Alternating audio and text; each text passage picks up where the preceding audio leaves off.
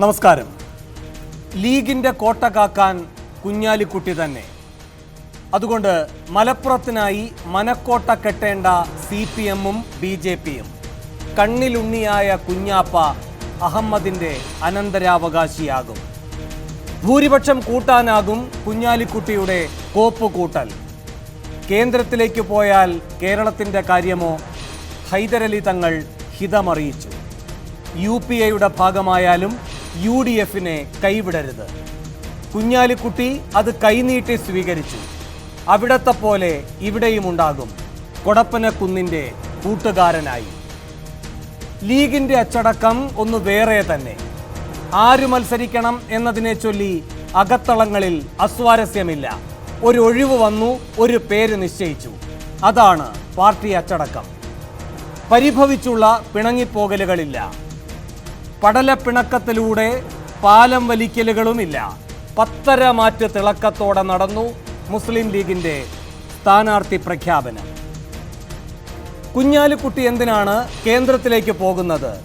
കൂടുമാറ്റം കാണുമ്പോൾ ആരായാലും അത്ഭുതം കൂറും. തലയെടുപ്പുള്ളൊരു നേതാവ് വേണം ലീഗിൻ്റെതായി തലസ്ഥാനത്ത്. അഹമ്മദിൻ്റെ അഭാവം അലട്ടരുത് ലീഗിനെ മേലിൽ. BJP-യാണ് നേരിടേണ്ട ഭീഷണി. ലീഗിനാകുന്നത് ലീഗ് ചെയ്യും. കൂട്ടത്തിൽ കരുത്തനെ വിട്ടുകൊടുത്തിട്ടാണെങ്കിൽ അങ്ങനെ. അതാണ് മതേതരത്വം. കോൺഗ്രസിന് പോലുമില്ലാത്ത ഈ കരുതലാണ് ലീഗിൻ്റെ കാതൽ. എന്നാലും എല്ലാം എളുപ്പമാകുമോ മുസ്ലിം ലീഗിന്? RSSനെ വീറോടെ നേരിടുന്ന വിജയന്റെ ഭരണമാണ് കേരളത്തിൽ. തലയ്ക്ക് വരെ വില പറയപ്പെട്ട പിണറായിയുടെ തലപ്പൊക്കം ലീഗിനുണ്ടോ RSS വിരുദ്ധതയിൽ? കോണിയെ കൈവിടാതെ കാക്കുന്നവരിലുണ്ട് ആ വിചാരം എന്നത് കാണാതിരുന്നുകൂടാ. പിണറായിയിൽ പരിരക്ഷ കിട്ടുമെന്ന ന്യൂനപക്ഷത്തിൻ്റെ ചിന്ത വോട്ടായി മാറിയാൽ മലപ്പുറം കടുക്കും. ടീസ്റ്റയെ പോലൊരു സ്ഥാനാർത്ഥി വന്നാൽ ലീഗിനേക്കാൾ ഉയരും CPM-ന്റെ പ്രതിരോധം. ബാലറ്റിൽ ജയിക്കില്ലായിരിക്കും, ബദലിൽ പക്ഷേ ജയിച്ചതിന് തുല്യമാകും. മലപ്പുറത്തിൻ്റെ മനസ്സ് മേലിലെങ്കിലും മാറുന്നതിനുള്ള മാർഗം തെളിക്കും. മലപ്പുറത്ത് ആദ്യമൊരുങ്ങിയെന്ന അവകാശവാദവുമായി ലീഗ് ഇറങ്ങുമ്പോൾ 6 ചോദ്യങ്ങളാണ് സൂപ്പർ പ്രൈം ടൈം ചോദിക്കുന്നത്. 1. കരുത്തനായ കുഞ്ഞാലിക്കുട്ടിയെ നിർത്തുക വഴി കരുത്തുള്ള മതേതര ബദലോ ലീഗിന്റെ ലക്ഷ്യം? 2. കുഞ്ഞാലിക്കുട്ടിയെ വേഗം പ്രഖ്യാപിച്ചത് സാധ്യതാ പട്ടിക വഴി സാധ്യത നഷ്ടപ്പെടാതിരിക്കാനോ? 3. കുഞ്ഞാലിക്കുട്ടിയെ മാറ്റുന്നത് വഴി ലീഗ് പറയുന്നത് പ്രതിപക്ഷത്തിന്റെ ശത്രു പിണറായി അല്ലെന്നോ? 4.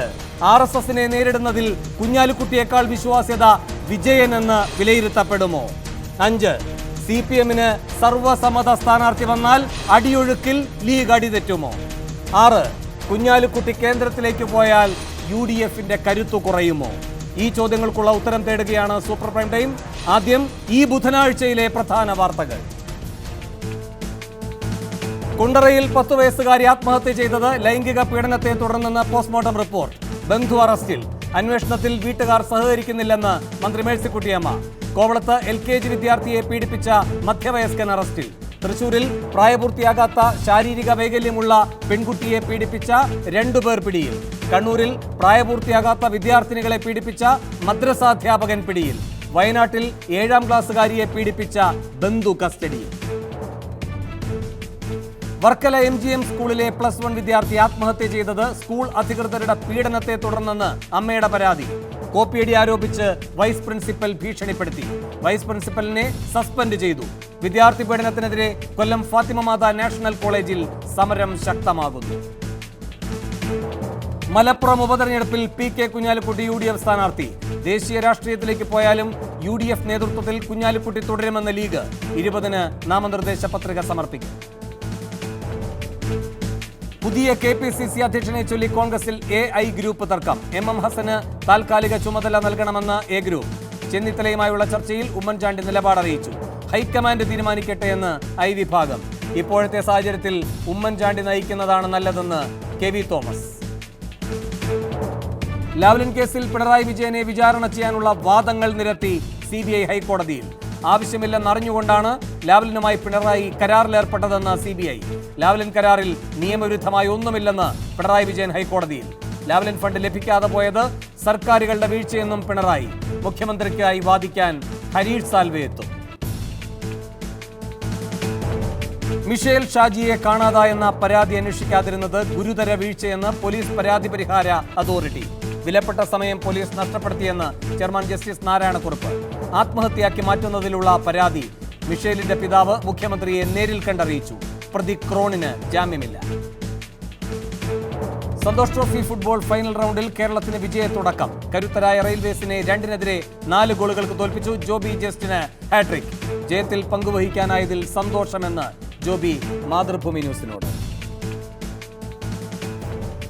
മലപ്പുറത്തിന്റെ മനസ്സുമാറുമോ എന്നാണ് സൂപ്പർ പ്രൈം ടൈം ചർച്ച ചെയ്യുന്നത്. ഈ വിഷയത്തിൽ പ്രതികരിക്കാൻ മുസ്ലിം ലീഗ് നേതാവ് അബ്ദുറഹ്മാൻ രണ്ടത്താണി, CPM നേതാവ് വി ശശികുമാർ, BJP നേതാവ് AN Radhakrishnan, MES president doctor Fazal Gafoor, മാധ്യമപ്രവർത്തകനും രാഷ്ട്രീയ നിരീക്ഷകനുമായ MP സൂര്യദാസ് എന്നിവർ. അതിഥികളിലേക്ക് പോകും മുൻപ് ഒരിടവേള.